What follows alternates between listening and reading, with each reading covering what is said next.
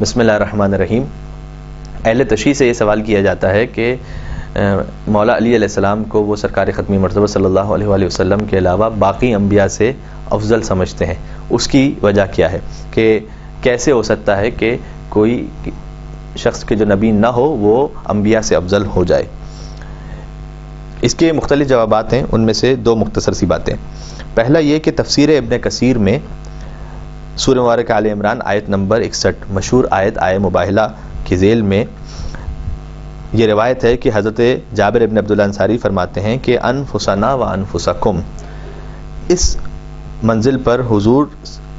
امیر المومنین علی ابن ابی طالب علیہ السلام کو اپنا نفس بنا کر ساتھ لے گئے۔ نفس کا مطلب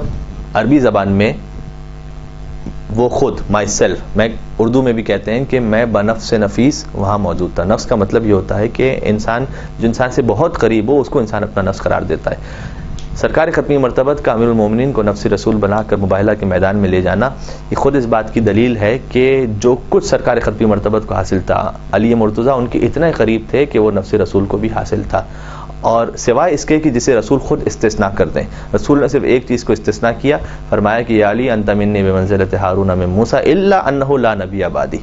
کہ میرے بعد کوئی نبی نہیں آنے والا، تم نفس رسول ضرور ہو لیکن تم نبی نہیں ہو۔ اس بات کا استثناء خود سرکار ختمی مرتبت نے فرما دیا۔ باقی اگر کوئی اور استثناء چاہتا ہے، یعنی جیسے رسول اللہ باقی انبیاء سے افضل تھے، اگر کوئی اس سلسلے میں بھی استثناء چاہے کہ نہیں ثابت کیا جائے تو اسے کوئی اور استثناء لانا پڑے گا، اور اس کے لیے کوئی حدیث لانی پڑے گی کہ حضور نے یہ ارشاد فرمایا ہو کہیں پر کہ امیر المومنین سے باقی انبیاء کا مقام بلند ہے۔ جب تک وہ حدیث نہیں آتی ثابت ہوگا اور ماننا پڑے گا کہ نفس رسول کے ہوتے ہوئے جیسے سرکار ختمی مرتبت باقی انبیاء سے بلند ہے، ویسے ہی امیر المومنین بھی باقی انبیاء سے ان کا مقام اور فضیلت بلند ہے سوائے سرکار ختمی مرتبت کے۔ میر سید علی ہمدانی شافعی روایت نقل کرتے ہیں، اور اس روایت کو طبری نے بھی لکھا اپنی کتاب المسترشد میں۔ محمد بن جریر طبری فرماتے ہیں کہ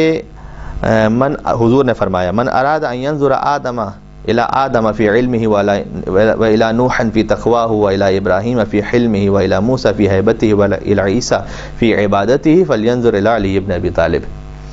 جو چاہتا ہو، ہمارے یہاں بھی کتابوں میں یہ روایت قدرے مختلف الفاظ کے ساتھ آئی ہے، مفہوم تقریباً یہی ہے کہ جو چاہتا ہو کہ آدم کو ان کے علم میں، اور نوح کو ان کے تقویٰ میں، اور ابراہیم کو ان کے حلم میں، اور موسیٰ کو ان کی ہیبت میں، اور عیسیٰ کو ان کی عبادت میں دیکھے، اسے چاہیے کہ چہرے مبارک علی ابن ابی طالب پر نگاہ کر لے۔ محمد بن جریر طبری یہ روایت نقل کر رہے ہیں، اور اس ذیل میں میر سید علی ہمدانی یہ فرماتے ہیں کہ